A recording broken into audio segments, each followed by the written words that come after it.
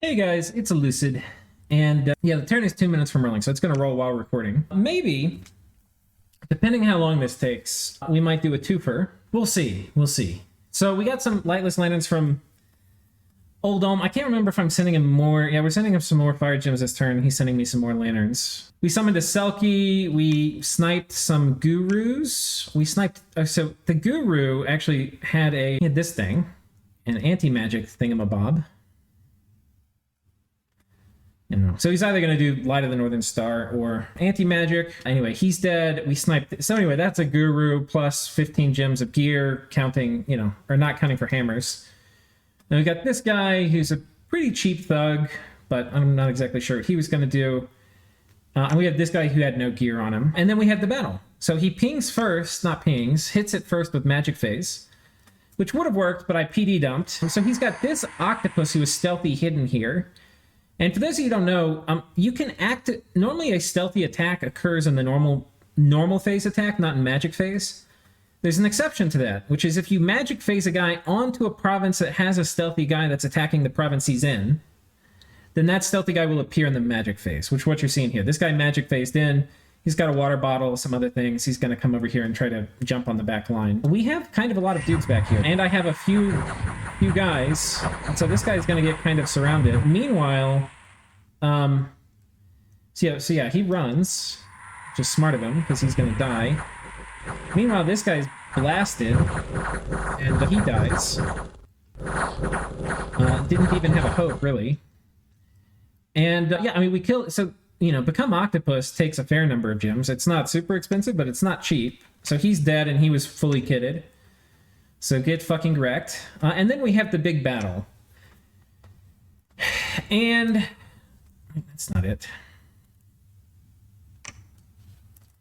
Anyway, here it is. And we have a PD dump, we have our Mind Blasters, we have all these idiots. I think we get Fog Warriors off and Mass Protection. He has gotten off Anti-Magic, which is unfortunate.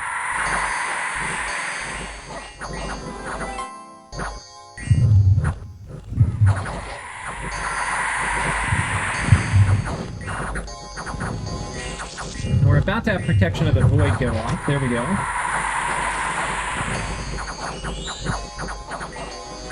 And you see this is pretty effective. There's a lot of people getting paralyzed here. Now he has Spirit Sight, so none of the darkness shenanigans was going to work here. If I didn't test this, I might should have.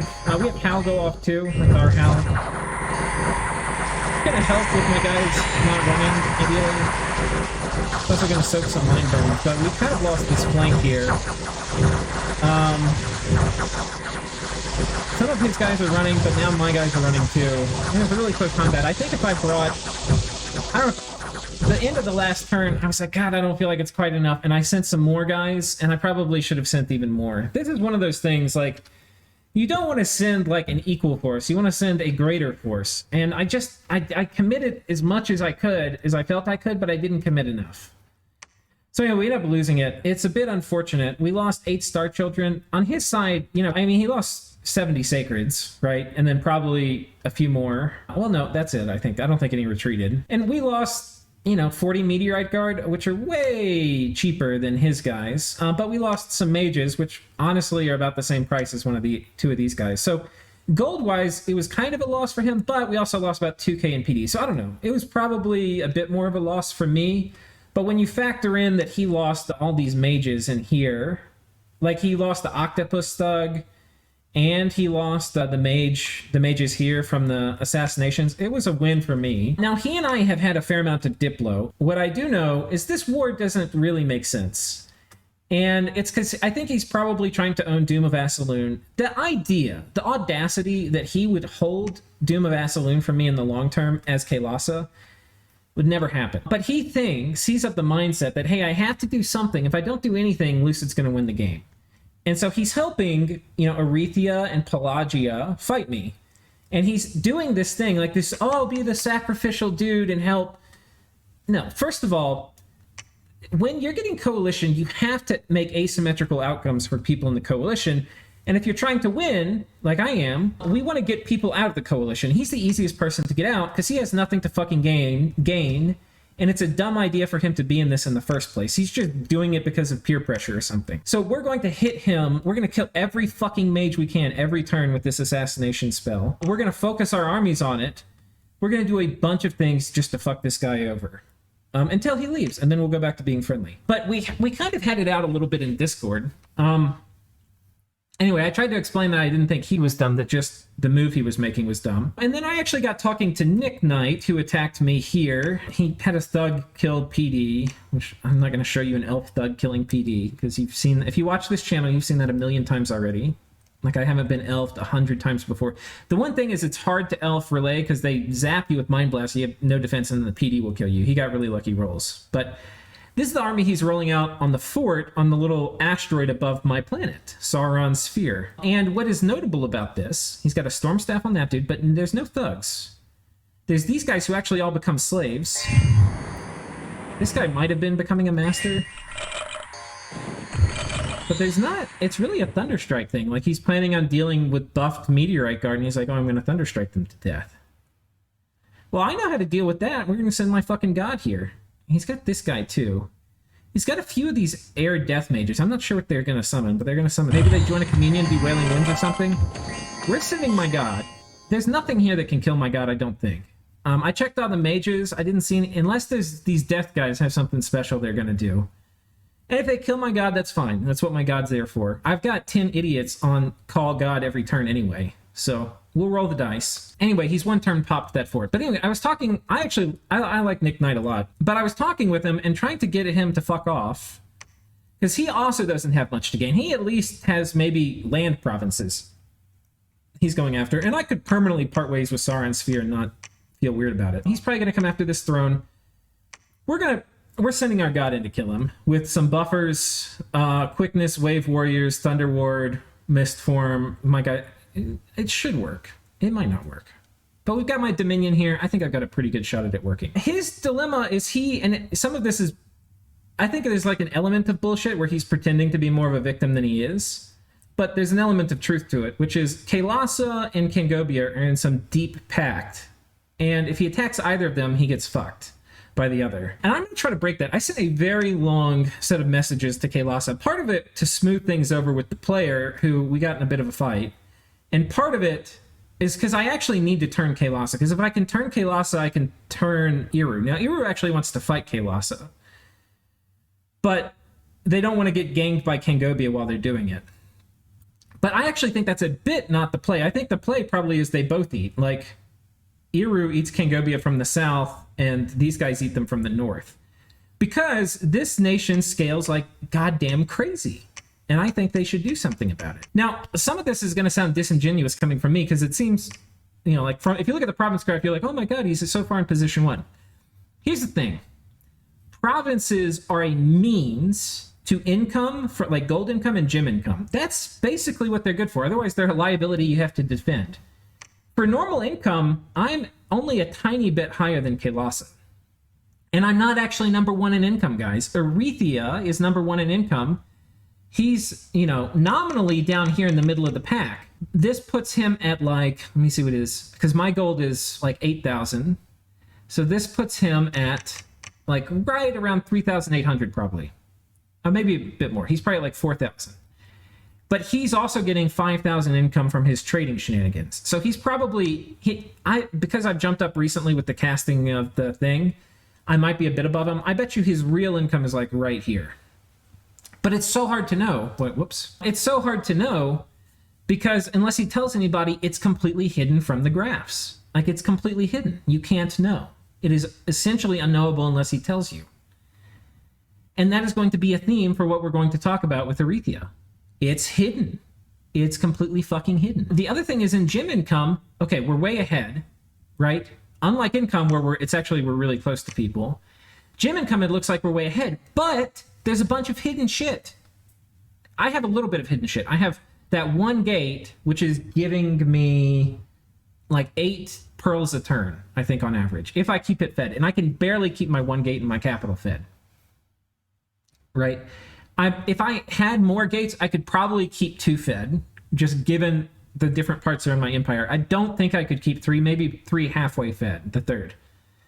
So I actually have very limited gem income scaling. These guys, Pelagia and Erythia, both have a site where anywhere they have a lab, they can cast it. There's a little bit of gem upkeep, like you have to do an extra gem for every turn you want it to be up. It's a little complicated, but in essence, it's basically you take a water gem, which is not worth very much, and you turn it into 2 pearls, is basically the thing that happens when you cast that spell in a province. You can only do 1 per province, and you have to have a lab there. But every turn, you can basically take 1 water gem and turn it into 2 pearls. All right? And that's kind of how that works. Now, that in and of itself is pretty scary because that income is not going to show up on the gem graph. And what that means is that Pelagia and Erythia, who both, by the way, don't seem to have super high gem income. Now Erythia, they can be taking all the gems they're getting from their little alchemy endeavor, and they can be turning it into gold and being really rich. They've already done that. My guess is they've stopped that. What they do now is, let's say they get 100 gems in, they alchemize 50 of them, and that will give them gold to send back to the people who sent them the money. Who sent them the gems. And so they pay the people by alchemizing 50, and then they have 50 gems to spend. Now, what are they going to spend them on? Well, they both have pearl cultivators, and Erythia is about 4 turns away from getting Alt 9. Maybe 3, maybe 5, but it's not very far. And they have an Astroline God, which means they're going to start wishing for more wish casters. And each wish caster, when you're set up like Erythia, you basically, the way pearl cultivators work is you take water gems and you turn them into astral. And when you use wish in combination with this, you wish for gems, you get 25 gems of all the major types except blood. 25 of those are pearls. And if you alchemize everything from wish back into pearls, which you need to cast more wish, you break even. You don't make any money. So normally wishing for gems is just a way to take pearls and turn them into more of another gem type, which is useful in and of itself. But if you have pearl cultivators, instead of alchemizing your water gems back into pearls, you pearl cultivate them back into pearls. It's 1-to-1, not 1. You actually end up making 12 gems on the whole thing. Now, what's special about this? The thing that's special about this is this in no way, shape, or form is connected to your size on the map. You can be a 1-province state in making 1,000 gems a turn. The only kind of catch with that is you have to pay upkeep for your pearl cultivators. But yeah, so that's a pretty big goddamn, because they're basically infinitely scaling. It's truly exponential. Doesn't really require much land or anything to manage, just requires them making wish things. And the thing that matters for a wish factory is how early you start and with what kind of gem income you're starting. And both of those things, Erythia is starting extremely early, and because people are still being idiots and sending him all their gems, he's going to be starting with a phenomenal gem. His real gem income, when you factor out, like, he's either going to have a lot of gem or gold. He's not going to have both. So he's not both #1 on income and probably both #1 on gems. But depending on whichever one he chooses, he's probably #1 on either. And he's used that to get to be #1 in research. And he's #1 in research by a fucking mile. And he's going to be at Alt 9, if he isn't already, extremely, extremely soon. And he's going to have a wish factory. And I'm going to have to explain that to everybody this turn when I post the gem graphs in the game channel. But I explained it in messages. Anyway, this all came out when I was talking to Nick. And Nick, playing Eiru, saying Erythia is not really a threat. I was like, dude, like, have you not looked at the nation? Has none of this research being #1, being #1 on income, has none of this triggered any alarm bells for you? This guy had been planning this for months. He'd messaged me like 2 months before the game started if I wanted to send him pearls. He's clearly been thinking about this. So here's the messages I sent to Kailasa. I need to turn Kailasa on this little pact where he's playing the whipping boy position. Okay, sorry things got heated. I think you have completely misjudged the situation. I realized this when I was talking to Nick Knight, and he said that he didn't think Erythia was a late game threat. I found this shocking. So I'll explain to you what I explained to him. And perhaps this will help you see this deal you have made has put you in bed with the devils. First off, people are freaking out at graphs, and graphs don't show a lot. They don't show that Erythia is #1 on income because of his pearl money printing business. They don't show the pearl income that both Erythia and Pelagia get with a national spell called Mother of Pearl that gives them effectively 1 pearl per turn from each province with a lab. They probably have these already set up in all underwater provinces. Now, of course, just like everything for Erythia, gems from those pearl sites do not show up on graphs, but that is just the appetizer. The main course is they get pearl cultivators, and this means they can both cast Wish for a profit of 12 gems per cast. This won't show up in any of the graphs, and they don't need more land. They can just sit there scaling infinitely. Now, this must be a long way off, you think. Incorrect. That's right, one of your coalition members, the meekly Princess Erythia, who is number 1 in income and also number 1 in research by an enormous margin, and yet somehow they're in a 4v1 coalition against me. I expect they will have Alt 9 finished within the next 5 turns, probably the next 3. That means they can take their Astral 9 God and summon up some more Wishcasters, and then set them to wishing for more gems. Every time he wants to upgrade, he has to get another set of Wish gear. But hey, he's got Steel Ovens, so that's also super cheap. He now has a bunch of idiots giving him pearls, which he can use half of for free, since he can pay people in gems with the alchemy income he got from the other half, and then use the other half to turbocharge getting his Wish factories out. This means he will be stoking you, oh, look at Lucid, he's high on this graph and that graph. And meanwhile, his gem income is increasing by 10 every turn or 2. This is exponential growth, mind you, so that in 20 turns, he'll be able to make 2 Wishcasters a turn. The other benefit of Wish factories is they make gem types interchangeable, so he'll be able to pretty easily control whichever global he wants. Now, Pelagia can do this too. The difference with Pelagia is they aren't going to be Alteration 9 for a long time.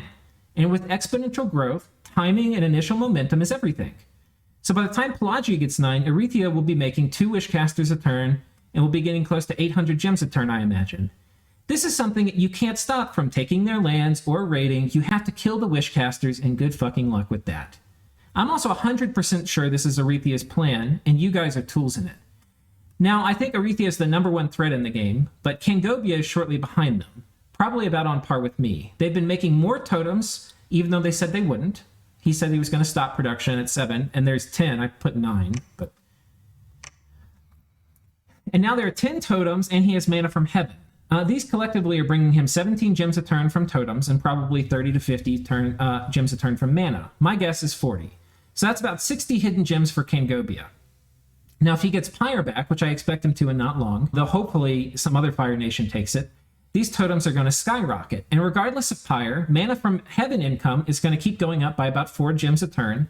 None of this will be reflected in the graphs, mind you. So 2 guys will be pointing at me in the graphs and saying, look at Lucid. Meanwhile, they're sitting there running the printing press. Aside from the province graph, this is really a means to gems. Aside from the province graph, which is really a means to gems and income, and thereby research and armies, I am barely in position 1 when you factor in all the very, very real, but also very, very hidden gem income that these guys are getting.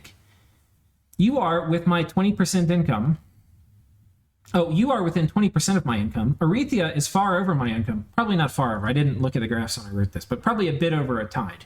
When you factor in his 4K, 5K bonus gold he gets, now he may be converting all to gems, but he gets gold, converting all the gems he gets to gold now, so that he may not be converting all the gems he gets to gold now that he's getting ready for a wish farm, but you catch my drift. In gem income, Kangobia is probably only 70% of my gem income, though he looks much lower.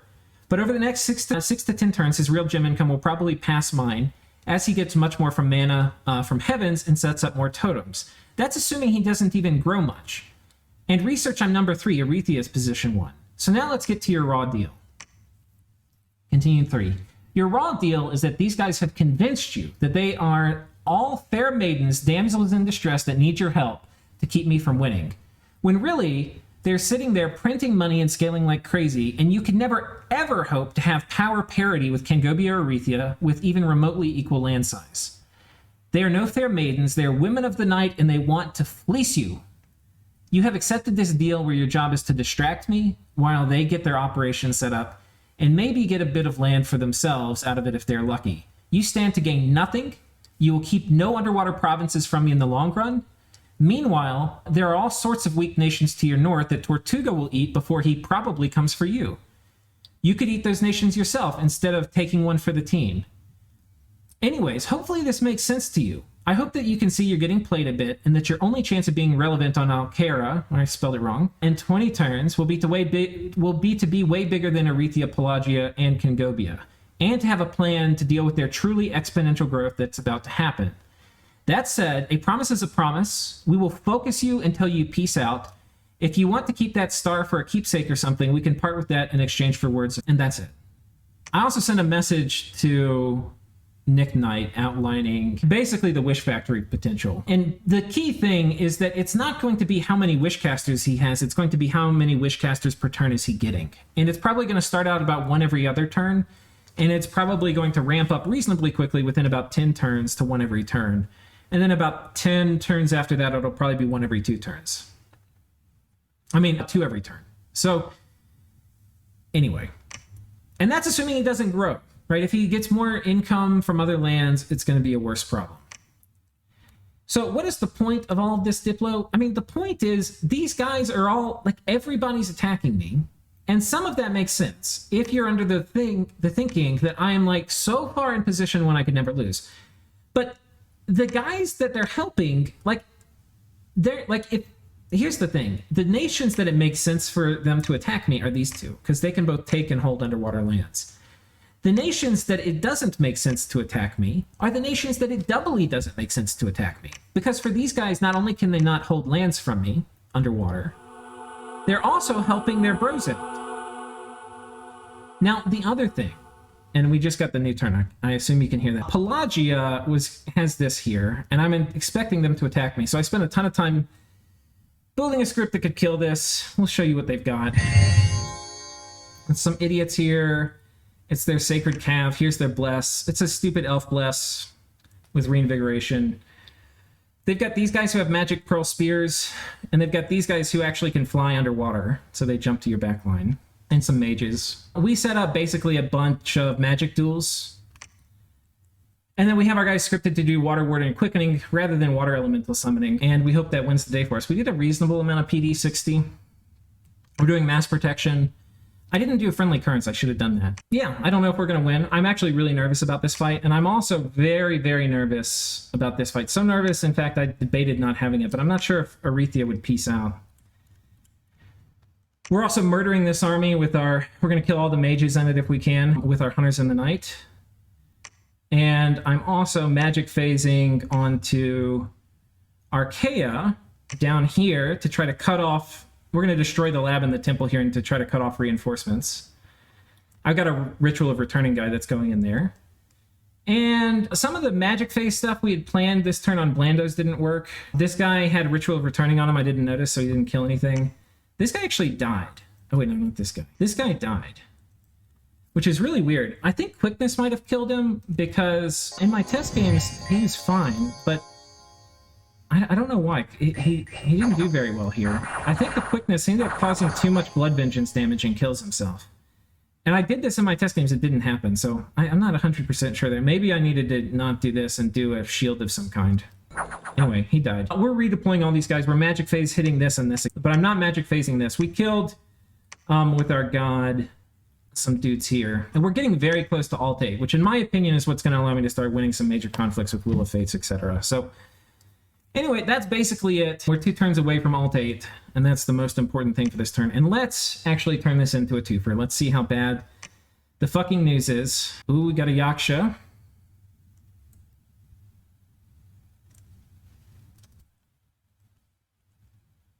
Oh, it's a full kit.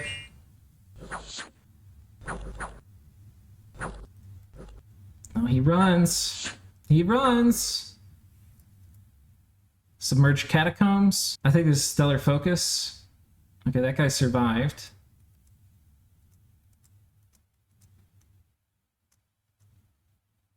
Alright, that guy survived too. I wonder what his kit is. Okay, this guy got zapped home. He had Ritual of Returning. Okay, and we've made these guys run.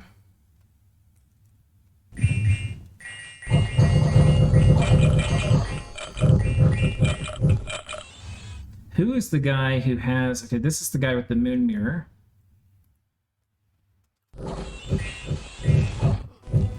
Oh, he got away. God damn it. Okay, we conquered the TNT stuff. We conquered these guys. And now we get to the fun part, which is did Pelagia attack? They did. All right, popcorn out, boys. If I lose this, we're in trouble.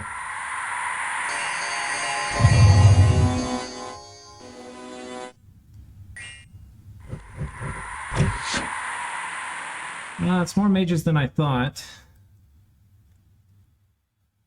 That's a lot more mages.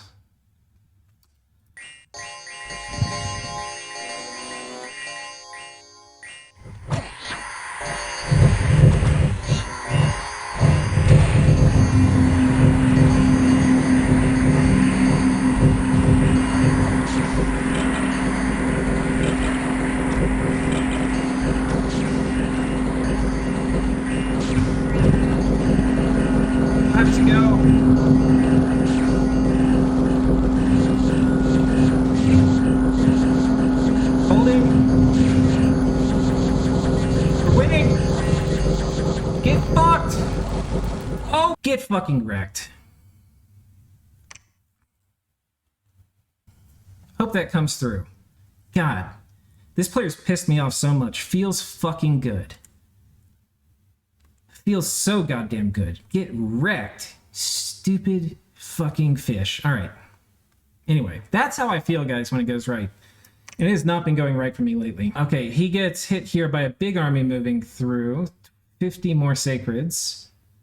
That was this battle.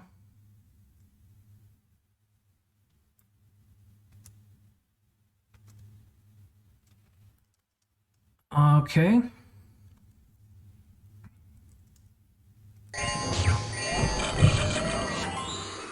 Oh, he got Morgans.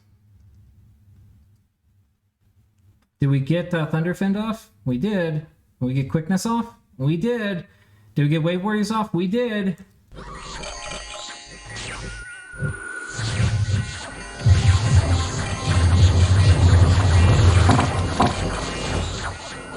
Did we get Cursed? We didn't.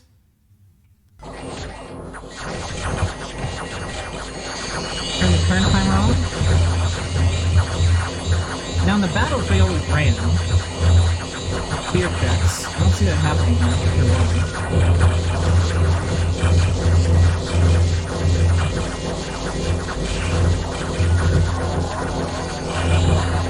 Looks like we're getting turn time now.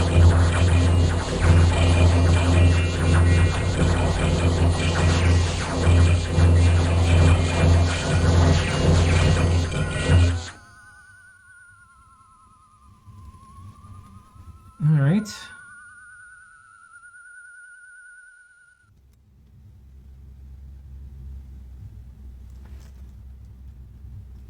What is this?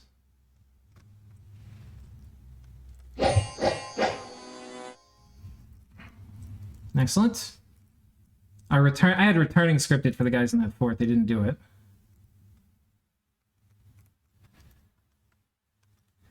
Where did my god retreat to?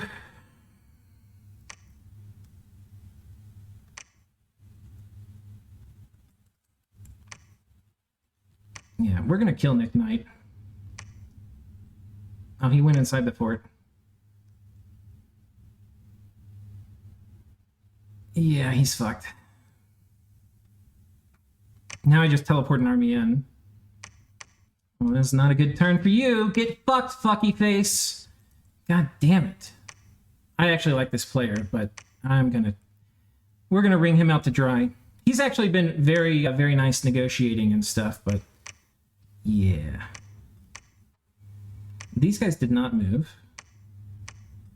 Taking this. TNG stormed this fort.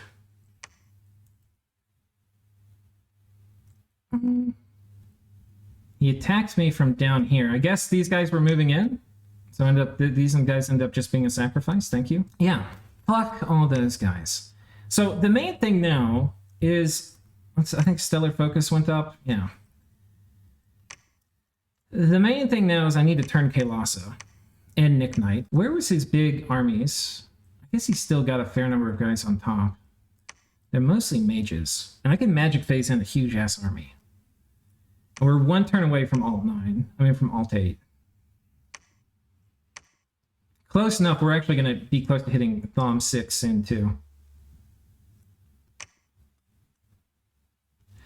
Okay, let's take a look at her. This army's grown a bit. This army hasn't grown much. Oh, get fucking wrecked, you goddamn fish.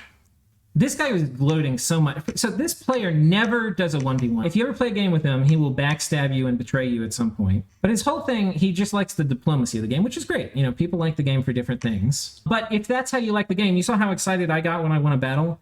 That's how excited he gets when he gets a 3v1 or 4v1 on you. He gets so goddamn excited about it. He's just gloating, like brimming with joy, which I think is a kind of shitty way to play. Just like have a big shit-eating grin because you're about to coalition somebody. Yeah, I really enjoyed that. I'm not gonna lie, I really enjoyed that. Like a lot. A lot. And there's so many places to retreat, he owns none of them. So that means his retreat losses appear to be rather close to complete. I mean, if you look at what's here, it just says it's empty. I think everything died just about. You goddamn fish. So we'll see. We also know what's over here. So there was so much good stuff. Where did he move?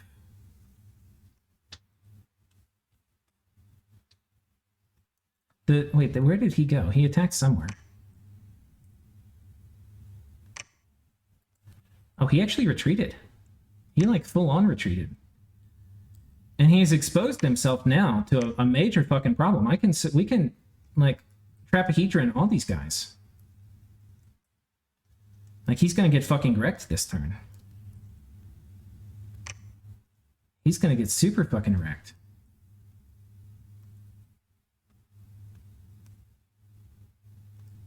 Yeah, we're just gonna keep hitting these. I mean, look at these. They're all such juicy targets. Yeah, fuck this guy. Hopefully he realizes the error of his ways. So this turn, I've got to do a lot of public Diplo. Because I can't have people thinking I'm so far. People are thinking I am probably in position 1 by a bit, but I'm not as far ahead. The problem is people can see graphs. You can't see the stuff that doesn't show up in graphs. If Erythia was #1 in research and you actually got to see all the gold coming into them, people would actually be like, oh, I guess we have to worry about Erythia. But it's like, it's not in the graphs. People are like, oh, I don't have any imagination. I can't imagine things I can't see. Sadly, me talking to people is probably not going to change that. Now, I'm probably still in position 1, but I'm not in position 1 enough that it makes sense for people to ruin their positions fucking with me, which is how far I wanted to toe the line. So anyway, we're going to have to do some Diplo.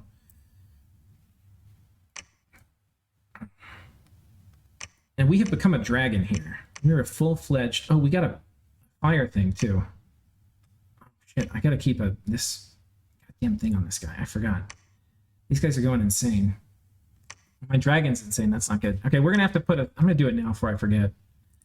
I can't remember where. I think here I've got some guy that let's just take a random one off somebody. And we'll take a quick look at score graphs and we're going to break. I'm kind of excited to see what people are talking about. Throne of Beasts has happened too. That's why this werewolf attack has happened. Yeah, we're going to wreck this thing too. Solar Brilliance is going to be the play.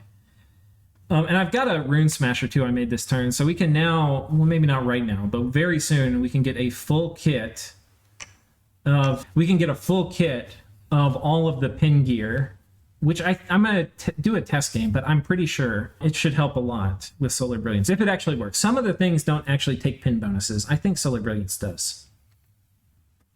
But we'll actually have to test it, because it should smote these guys. And there's a healing site right here, so I can just park this army on top of it, get rid of all the blindness after a while. I kind of wish I had more mages, though. But we'll see. Beggars can't be choosers. Let's take a look at graphs. Score graphs were down some. Airmore is actually just completely on the rise. They're going on an absolute tear. Forts were okay. Income, Kailasa's catching up. Gym income, we've been flatlined. Research, because my gym income's been going up, but I've been losing some territory. Research, Erythia going for the tech victory. Dominion, it's been a good turn for Dominion. Army graph, we're looking good. Let's take a look at Pelagia. Fuck you, Pelagia. You goddamn gangbanger. I mean, that is from the deep bottom of my heart. Nothing brings like a little tear of joy to my eyes than seeing somebody who loves gangbanging and has the opportunity, and they're like salivating at it. They're like, oh, we get to gangbang again, and then seeing them get absolutely wrecked. I'm going to share this with middle squids who might find it very appetizing.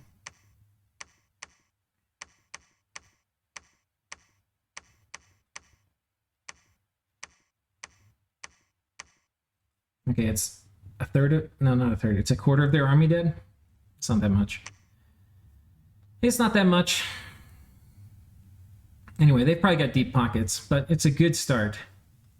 May they go get fucked and never come back. And I blocked this guy in Discord too, so I'm doing no Diplo with Pelagia for the rest of the game. But yeah, boys, I think that's about it. I hope I'm going to peace out. We're going to call that for this episode. You'll just find out next turn what I ended up deciding to do for this turn. So see you guys then.